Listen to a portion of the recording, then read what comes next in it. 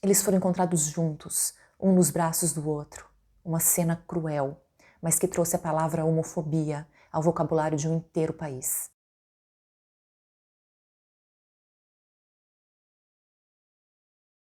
Oi, gente! Bem-vindos ou bem-vindos de volta. Já sabem como funciona. Se quiserem, deixe um like, comentário, se inscreva se ainda não é inscrito. Se não quiser, sem ressentimentos, vamos todos para a história de hoje, que se passa na região italiana da Sicília, na ilha italiana da Sicília, que fica no extremo sul do país. Mais precisamente na cidade de Giarre, que conta com um pouquinho mais de 27 mil habitantes e faz parte da região metropolitana de Catania. Estamos no dia 31 de outubro de 1980, quando um pastor de ovelhas está passando por uma plantação de limão e de laranja, quando sente um cheiro muito forte e característico, o bastante para que ele não consiga ignorar e decida seguir aquele cheiro, até fazer uma descoberta muito ruim e triste. Ele chega aos pés de uma árvore, um pinheiro marítimo, e ele não encontra um animal como ele esperava. Apesar do estado avançado de decomposição, ele consegue distinguir dois corpos humanos abraçados.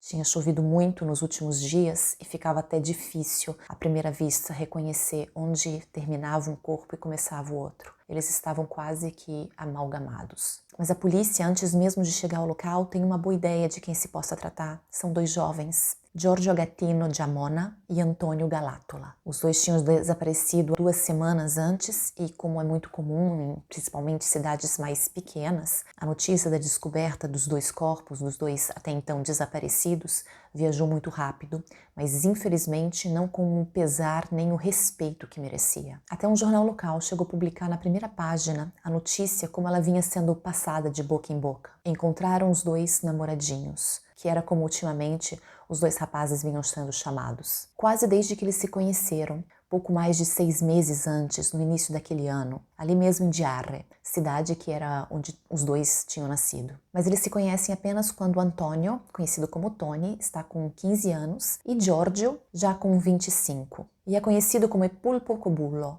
que no dialeto da região significa algo como gay de carteirinha, com polpo significando em italiano mesmo polvo, que é um termo bastante pejorativo para indicar uma orientação sexual masculina. Mas Giorgio já estava acostumado com isso, bastante. Como eu disse, ele nasceu ali mesmo em Giarre, em 14 de novembro de 1954, e era o quinto de 8 filhos. Mas no período do seu nascimento, a sua mãe, Caterina, já estava separada do seu pai, Giuseppe Agattino, e a situação era um pouco complicada, tanto que foi a parteira que ajudou a trazê-lo ao mundo, que levou ele até a prefeitura para ser registrado. Complicada porque Giorgio era, na verdade, filho de Salvatore Giammona, o dono de uma loja de instrumentos musicais ali na região, que também dava aulas de música e tinha com Caterina, mãe de Giorgio, uma relação há mais de 10 anos. Só que Giorgio acabou sendo registrado com o nome do então marido, ainda apesar de separado, de Catarina, Giuseppe Agattino, que acabou falecendo, perdeu sua vida quando o menino estava com 6 anos de idade, num acidente de carro. O que não foi exatamente uma perda difícil para o menino, ele nunca tinha conhecido Giuseppe, mas algumas mudanças trouxe sim para sua vida, porque permitiu que no ano seguinte o seu pai biológico enviasse ele para um colégio interno em Catania, ou seja, pudesse se envolver mais ativamente na criação do menino, que foi então enviado para o San Francisco de Sales, um colégio que ficava em Catania, a 30 quilômetros mais ou menos de Giarre. E foi ali que Giorgio passou os próximos 10 anos da sua vida. Durante todo esse tempo, ele obviamente voltava para a sua cidade de Natal, para a casa da sua mãe, nas férias, e foi ali que ele teve que se acostumar desde bastante cedo a ser conhecido por um rótulo, e não por quem ele era realmente. Porque para todos na cidade ele era conhecido como filho do amor e não da lei, uma expressão, na maioria das vezes, para ele, abreviada como bastardo, já que seus pais biológicos, apesar de continuar com um relacionamento, e mesmo depois que Catarina se tornou viúva, eles nunca se casaram, moraram sempre em casas separadas e o pai nunca assumiu o filho perante a lei. Um detalhe que talvez não tivesse machucado tanto Giorgio se os 3 filhos que vieram depois dele não tivessem sido registrados por Salvatore Giammona. Então, com esse início de vida, podemos só imaginar como foi a infância e adolescência de Giorgio, Em uma sociedade que ainda nos dias de hoje é muito patriarcal e preconceituosa e que com certeza 40 anos atrás não estava pronta para que um menino que era já conhecido como bastardo fosse também homossexual. Um fato que ele nunca escondeu desde bem pequeno, nem na sua escola, nem na sua cidade. Mas apesar disso, ele não se encaixava, era difícil para as pessoas entenderem ele porque não se encaixava naquele estereótipo dos pouquíssimos gays assumidos que se encontravam ali em Giarre. Giorgio era contrário disso, ele era muito discreto, sério, tinha puxado muito o seu pai biológico nesse sentido. E também, se espelhando nele, ele ensinava música, ensinava canto, especificamente, e trabalhava na loja de instrumentos. Mas não por isso o relacionamento deles tinha melhorado ou era bom, longe disso. Era péssimo. Salvatore fingia que a escolha sexual do filho não existia, ignorava completamente isso e acabava então ignorando uma grande parte da identidade do rapaz. E Giorgio, por sua vez, quando se sentia assim ignorado, não visto, não aceito, reagia roubando instrumentos da loja, que ele vendia e deixava claro que com o dinheiro ele presenteava as pessoas por quem ele estava interessado, deixando claro mesmo que era só para fazer uma afronta, não porque ele precisasse. Um hábito que acabou ficando tão sério, que aconteceu tantas vezes, que um dia o pai acabou indo na delegacia denunciar o filho. Só que poucos dias depois ele voltou lá, se retratou e acabou inventando uma história dizendo que tinha sido uma outra pessoa que tinha roubado usando as chaves de Giorgio. Então é assim que as coisas caminham, depois de uma infância e uma adolescência difíceis, agora que ele é um jovem rapaz, né, já um homem, Giorgio, que sempre foi cuidado pelos pais, isso sim, nunca foi aceito por eles. E mesmo tendo desde cedo entendido e aceitado isso, ele era bem resolvido com a sua sexualidade, mas ele era sempre sozinho, porque os outros ao redor dele não se aceitavam. Era como se todo mundo ao redor dele quisesse, esperasse que ele fingisse, que na verdade era o que todo mundo estava fazendo. Mas ele não era assim. Um bom exemplo disso era o seu próprio nome. Ele sempre assinou desde pequeno Giorgio Agatino Giamona. E ele explicava, Agatino é o nome que lhe deram e Giamona era biologicamente um seu direito. Porque a verdade era que para ele, ambos os nomes, pelo bem, por mal, querendo ou não, faziam parte da sua identidade, de quem ele era. E para ter isso, ele achava que valeria a pena brigar. É difícil tentar ser você mesmo, sem exagerar, só que por você não estar exagerando, você está dando oportunidade de todo mundo à sua volta, fingindo que não estão vendo a verdade, não estão vendo quem você é. Giorgio não queria ser um gay estereotipado, porque não era ele era sério, ele era recatado, ele era tímido quase, o que dava uma excelente oportunidade para os outros fazerem de conta que não estavam vendo ele. É mais ou menos assim que ele se sente desde 17, 18 anos, quando voltou para Giarre, até quando ele tinha mais ou menos 24, e ele foi encontrado dentro de um carro, acompanhado de um rapaz de 16 anos de idade apenas, numa cena extremamente clara e comprometedora. E o fato que os dois tenham sido encontrados por um policial que os levou para a delegacia e registrou a queixa contra exposição indecente tornou a escolha sexual de Giorgio clara demais para que a sua família pudesse aceitar. Não sabemos se finalmente houveram brigas, ao menos assim a coisa seria ao aberto, seria falada, palavras seriam ditas. A gente não sabe o que aconteceu. O que a gente sabe é que Giorgio, depois desse episódio, começou a ser visto diversas vezes dormindo nas praças da cidade. E chegamos ao nosso segundo protagonista, Tony Antonio Galattola, que tinha nascido em junho de 1965, como eu disse, ali mesmo em Giarre, e vinha de uma família muito tradicional da região, só que com um nível econômico muito mais baixo do que aquele que tinha a família de Giorgio. Seu pai, Orazio Galattola, conhecido como Catanese, vendia balões e doces, coisas desse tipo, nas feiras e festas da região. Ele era um ótimo, excelente pai, mantendo sempre a sua família muito unida. Os seus filhos amavam muito e respeitavam a ele e a sua esposa, que era uma dona de casa. Uma clássica família feliz, coisa que Giorgio desconhecia completamente. Foi exatamente por isso que ele foi acolhido pelos Galattola, que eram conhecidos também pela generosidade deles. Eles tinham sempre espaço na mesa para quem precisasse, um sofá para quem tivesse que dormir ali. E Giorgio, como nós vimos, precisava e muito. Ele acabou até indo trabalhar nas feiras, nas festas, vendendo os doces com Tony e com Orazio. E foi ali que os dois rapazes começaram a ser vistos sempre juntos. Eles se tornaram verdadeiramente inseparáveis e começaram a ser chamados de Izziti, os namoradinhos.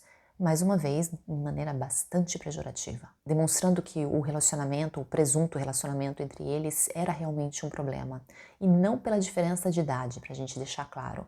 Ter 10, 11 anos a mais um que o outro, não era esse o problema. Muito menos em 1980, quando relacionamentos com diferença de idade até maiores do que essa eram muito normais entre casais de sexo oposto. Aliás, mais do que normais, eram encorajadas e até hoje existe bastante isso ainda no sul do país. Então não era esse o problema que as pessoas tinham com os dois rapazes, é porque se tratavam de dois rapazes. Mesmo que o relacionamento não fosse nada de assumido, eles nunca se disseram namorados e eles nunca fizeram ver nada mais do que um sempre perto do outro. Eles estavam juntos. Só que, como eu também disse antes, Giorgio era assumido desde sempre. Não ficava difícil imaginar. E foi por isso, pelo fato de Giorgio ser assim assumido abertamente, de todo mundo saber da sua orientação sexual, que a família de Tony começou a ver um problema também nessa relação. Eles sempre deixavam claro que não tinham nada contra gays, que não tinham nada contra Giorgio, só que isso era porque não era filho deles, né? Em se tratando do filho deles, eles tinham sim medo que Giorgio acabasse influenciando e desviando o filho. Fato é que era uma verdade que os pais de ambos não queriam ver. Giorgio e Tony estavam juntos e apaixonados. E foi então juntos que no dia 17 de outubro de 1980 os dois desapareceram. A família de Tony sentiu sua falta já no mesmo dia. Como eu disse, era uma família muito unida, não tinha uma refeição que não fosse feita com todos juntos ao redor da mesa. Então a mãe de Tony resolveu ligar para Caterina, a mãe de Giorgio, já muito preocupada, dizendo o que estava acontecendo, saber se ela tinha alguma notícia. Ao que a outra respondeu que não era motivo para preocupação. O filho dela fazia sempre isso, desaparecia por um pouco, geralmente com rapazes mais jovens, mas que ele sempre voltava. Ao que a mãe de Tony respondeu com um mantra que a família continua a repetir até hoje. Mas o Tony não é assim, ele não é gay, a gente não tem nada contra os gays, só que ele não é, ele é um pouco bobo, ingênuo. E creio que teria sido provavelmente assim, talvez para sempre. Porque apesar de muito unida e com muito amor, a família era muito ignorante, estava num lugar e num período de muita ignorância. E Tony, justamente para proteger os pais, os irmãos do desgosto, teria provavelmente sempre negado. Mas ele nem teve essa opção, porque os dois desapareceram e a prioridade da família então passou a ser encontrá-lo. Um trabalho feito quase que exclusivamente pelos Galátola, porque para o resto da cidade os namoradinhos tinham fugido. E isso era motivo para fofoca, piadas, histórias inventadas, não para ajudar nas buscas. Quanto às autoridades, bom, para eles isso não era nenhum caso. Eles se limitaram a dizer para os pais de Tony que concordavam com a voz que girava, de que os namoradinhos tinham fugido. E eles tinham até uma boa ideia para onde, sugeriram para os pais que seria até Catânia que eles tivessem ido, porque em todo o sul, ali em toda a região da Sicília, era ali em Catânia que existia uma pequena comunidade gay que estava tentando encontrar o seu espaço. Talvez os dois estivessem ali. Mas infelizmente, esse não é o final dessa história. E nós voltamos então para o começo dela, quando a autópsia revela que se tratam sim de Tony e Giorgio. Eles tinham perdido a vida juntos e foi usado neles apenas uma bala. Agora então se tratava de um caso e tinha que ser investigado. Ou não, porque a própria cena onde os dois tinham sido encontrados estava oferecendo para a polícia, que queria arquivar o caso, obviamente como sendo caso de pessoas que tinham tirado a própria vida, uma pistola, uma Bernardelli 7.65. Ela estava parcialmente enterrada a poucos metros de onde os dois estavam.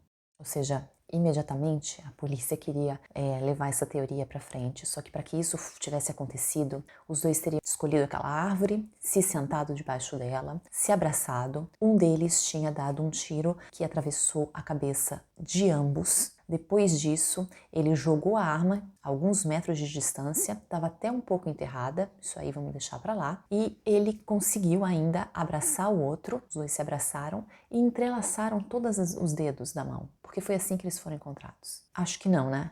Então, mesmo a contragosto, foi chamado um perito que, analisando essa questão da arma, dos tiros, descobriu que um pouco antes daquele tiro fatal tinham sido disparados outros 6 golpes e percebeu também que a arma estava com a trava de segurança abaixada. Quanto aos jovens, eles estavam ambos vestindo calças jeans, tênis e camisetas de cor clara, que é como eles estavam vestidos a última vez que tinham sido vistos. E a única outra coisa encontrada com eles foi um bilhete no bolso da calça de Giorgio. Era um bilhete que estava bastante amassado, na verdade dava para ver que ele tinha sido dobrado bastante e tinha sido molhado e depois tinha sido seco. A nossa vida é ligada a boatos de pessoas. Nós não podemos mais viver. Imediatamente, assim como tinha acontecido com o fato de ter encontrado a arma ali, esse bilhete foi usado para a polícia para querer arquivar o caso como pessoas que fizeram mal a si mesmas. Só que, mais uma vez, um olhar um pouquinho mais esperto, como aquele de um especialista em caligrafia, comprovou com 100% de certeza que nenhum dos dois rapazes tinha escrito aquele bilhete. Ou seja, era finalmente hora de seguir a teoria mais plausível, para não dizer óbvia, a de que alguém tinha tirado a vida deles. Uma notícia que acolheu as duas famílias de maneira ambígua. Eles não sabiam como se sentir, por motivos diversos, obviamente, mas eles não sabiam se a teoria de que eles tinham atentado contra eles mesmos, se alguém tinha feito isso contra eles não sabiam o que era pior.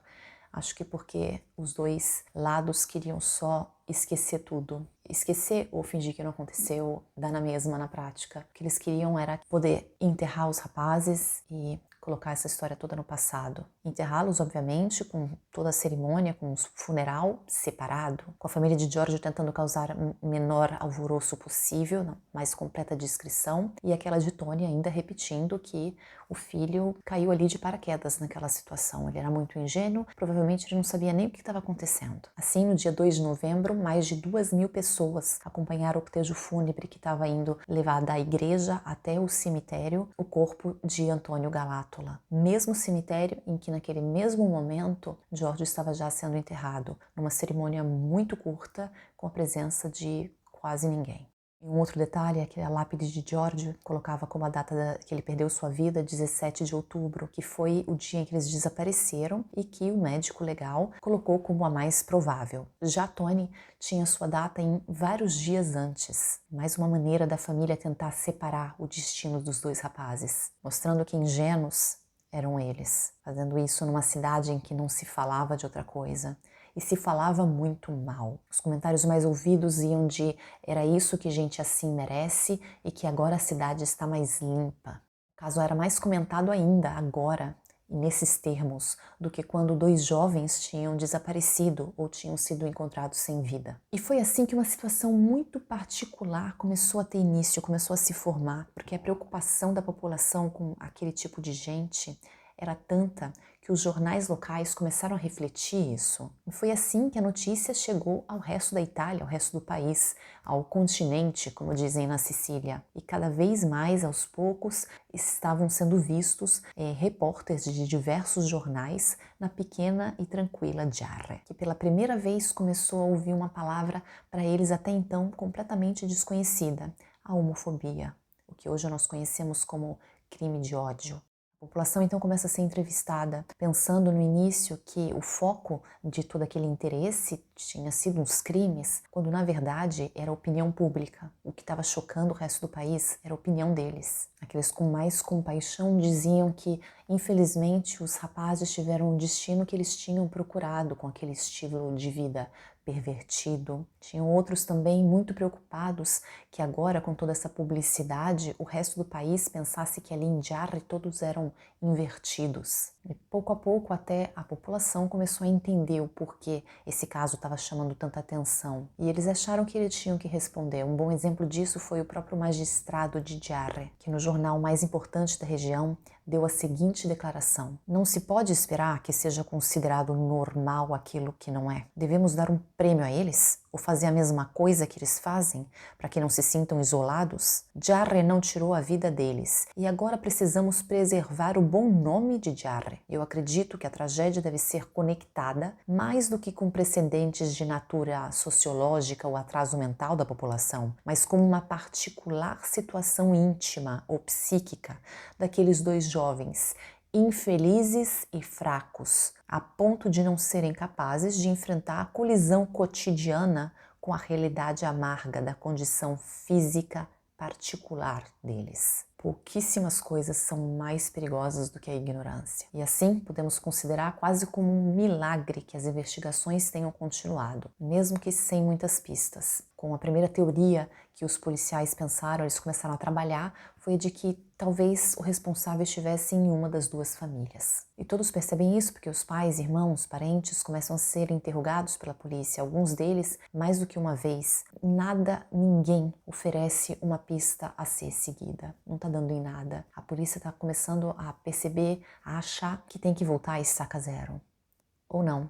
Algo acontece que faz provar para eles, digamos assim, que as investigações estão no caminho certo. Isso quando um menino de 13 anos entra na delegacia, sozinho, pede para falar com o responsável das investigações, porque ele diz que ele tem algumas declarações para dar. Quando interrogado do porquê, ele diz que, na verdade, o investigador com certeza ia querer falar com ele. Tinha sido ele que tinha disparado contra os Ziti, os namoradinhos. O menino em questão era Francisco Messina, filho de Santa Galátola, irmã de Tony, ou seja, o sobrinho de Tony estava confessando o crime. Coisa que ele fez já desde o começo chorando, explicando que ele não queria. Eles que me pediram, eles que me obrigaram a fazer, eles não deixaram uma escolha, eu tive que fazer, mas eu não queria. Ele conta então que na noite do dia 17 de outubro, ele, Francesco, encontra no centro da cidade, ali de Giarre, o seu tio Tony, junto com Giorgio. E os dois o chamam para fazer um passeio, dizem que querem dar um relógio de presente para ele também. Ele não entende muito, mas é o seu tio, ele conhece os dois, eles entram no carro e partem, saindo da cidade. Eles estão passando por uma rua bastante isolada e param o carro. Giorgio estaciona perto de um mureto que eles saltam, um mureto baixo, e eles estão já dentro da tal plantação de limão e laranja. Eles continuam a caminhar com Francesco seguindo os dois, que pareciam saber onde estavam indo. E eles chegam então e param debaixo da tal árvore, o pinheiro marítimo. Ali, Giorgio tira do bolso e de trás da sua calça 3 objetos. Um relógio, que eles dão como agradecimento para Francesco, que ainda não estava entendendo nada. Um bilhete, que Giorgio dobra mais uma vez e coloca novamente no seu bolso. E uma arma, que ele coloca na mão de Francesco, ao mesmo tempo que ele explica para o menino que ele deveria dar um tiro na cabeça de cada um deles. E o menino então se desespera, ele era um menino muito tranquilo, muito bonzinho, tinha sido criado pelos avós paternos e era daqueles que passava o dia inteiro atrás do avô, ajudando ele com tudo que podia ali na espécie de sítio que eles moravam, ajudava a avó com os trabalhos domésticos, nunca tinha dado problema, era tímido, tranquilo, alguém que nunca faria mal a ninguém, muito menos alguém da família dele. E foi então que ele disse que Giorgio ameaçou ele. Disse que se ele não fizesse o que eles estavam pedindo, seria ele que levaria o tiro. E ele acreditou nas ameaças. E foi assim que ele acabou disparando. Os 2 jovens se sentaram, se abraçaram, com as cabeças tão juntas uma da outra que foi possível fazer aquilo com um tiro apenas. Suas mãos se tocavam, seus dedos estavam entrelaçados, assim como foram encontrados. E foi isso que o choroso Francesco Messina, de apenas 13 anos, contou para a polícia, que acreditou na versão do menino, só que para eles faltavam bastante detalhes. Os 2 mais importantes, na verdade, as 2 opções que eles acharam que eles tinham que escolher era, ou os 2 jovens escolheram Francesco propositalmente, sabendo que por causa da idade dele ele não seria acusado, não seria processado, ou ele estava cobrindo por alguém. E a polícia então estava trabalhando para descobrir qual dessas 2 teorias era a verdadeira, mas nenhuma delas era o bastante suculenta, o suficiente para a população. Não, eles começou a girar um boato de uma outra teoria, uma outra hipótese completamente diferente que se encaixava melhor com a ideia que eles faziam dos rapazes. Segundo o povo de Giarre, aquilo tinha acontecido durante uma espécie de jogo depravado entre os 2 rapazes que tentaram envolver o pequeno e inocente Francesco naquilo, e acabou dando errado. Mas seja qual for o objetivo que levou aquelas 3 pessoas ali com uma arma naquele dia, a polícia ainda tinha que descobrir quanto dos detalhes daquela versão de Francesco eram verdadeiros. E para começar, eles já não estavam tão convencidos de que o menino tinha a capacidade de ter dado aquele tiro, era um disparo muito preciso e ele não tinha nenhuma familiaridade com armas. Nem ele, nem os outros 2 jovens. Então, um outro ponto a ser investigado também era onde eles tinham conseguido aquela arma. E para investigar essas coisas, eles obviamente tinham que interrogar, e mais de uma vez, muitas outras vezes, Francesco, que não era apenas a única testemunha, era também uma testemunha muito importante, ele era uma pessoa que confessou o crime. Só que de um interrogatório para o outro, as coisas começaram a mudar. Ele começou a se contradizer bastante. A quantidade de tiros, ele disse que tinha dado 7 no total, que era a quantidade verdadeira que foi disparada. Só que antes disso ele tinha dito que tinha sido só um. Ele tinha também dito que não sabia o que aconteceu com os cartuchos que não foram encontrados no local. Depois ele disse que sim, não, ele recolheu tudo, só que ele não lembrava onde ele tinha jogado fora, mas ele tinha jogado fora.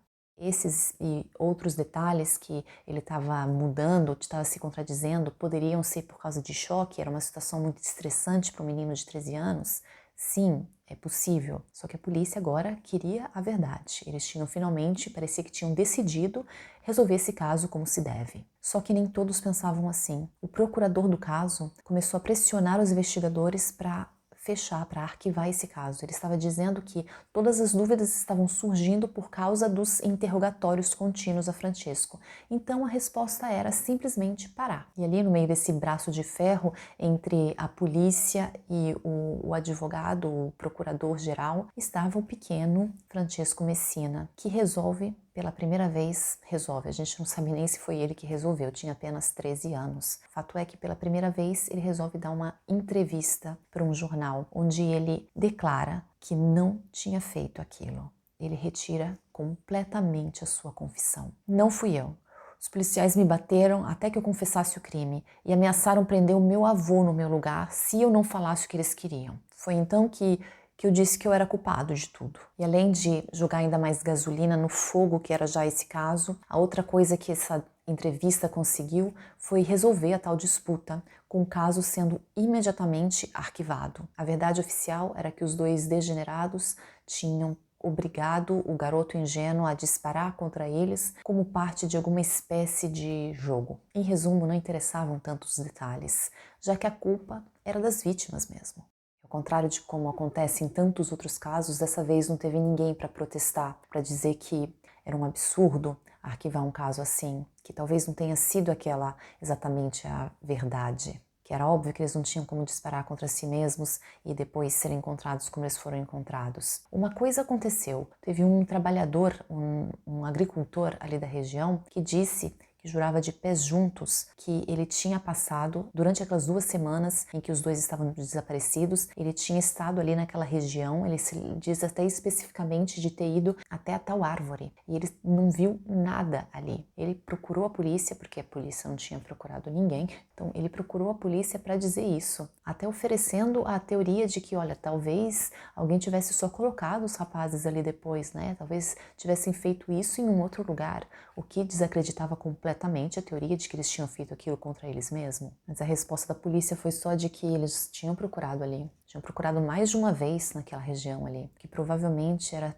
simplesmente uma mentira. Ou alguém realmente tinha colocado eles ali depois, ou era uma mentira, porque eles não tinham sido provavelmente nem procurados. Aquela cena que a gente sabe que acontece quando as pessoas desaparecem, de voluntários e família e tal, fazem buscas em lagos, em bosques, pela cidade. Aquilo não existiu. Eles não importavam. Mais do que isso, eles tiveram o fim que mereceram, não? E, por falar em fim, as investigações terminaram ali e terminaram ali para sempre. Porque, como acontece numa quantidade vergonhosamente grande de casos, logo depois do arquivamento, todo o material desapareceu. Então não dá nem para reabrir. Quanto ao jovem Francesco Messina, ele cresceu, mas não conseguiu continuar na estrada justa. Muitos dizem que ele nunca se recuperou de toda essa história, influenciou muito a vida dele, e hoje ele se encontra preso por associação a crimes de cunho mafioso. Já um outro personagem muito importante nesse caso, o seu palco, a cidade de Giarre, levou um grande susto depois que tudo terminou, porque as coisas não terminaram ali.